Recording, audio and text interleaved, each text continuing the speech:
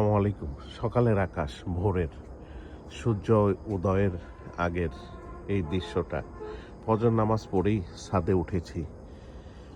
কারণ কয়েকদিন ঢাকাতেই ছিলাম এবং প্রতি বৃহস্পতিবারে বাড়িতে আসি।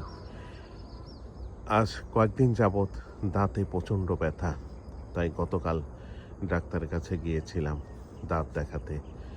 ডাক্তার বলল মাড়ির একটা দাঁতে ক্ষয় হয়ে গেছে, ওটা উঠিয়ে ফেলতে হবে। আজকে যাব সকালে ওঠানোর জন্য। প্রচণ্ড ব্যথা, দাঁতের ব্যথা যে কী কষ্ট, যার হয়েছে সেই বুঝে ব্যথা কী কষ্ট। দেখতে পাচ্ছেন আকাশটা অনেক অসাধারণ, সূর্য উদয় হবে এবং এরকম আকার আকাশের আকার ধারণ করেছে দেখে মুগ্ধ হওয়ার মতো অসম্ভব সুন্দর এই দৃশ্য।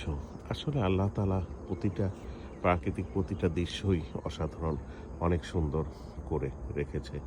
ধন্যবাদ দেখার জন্য। ভালো থাকবেন, সুস্থ থাকবেন, সবুজের মাঝে থাকবেন।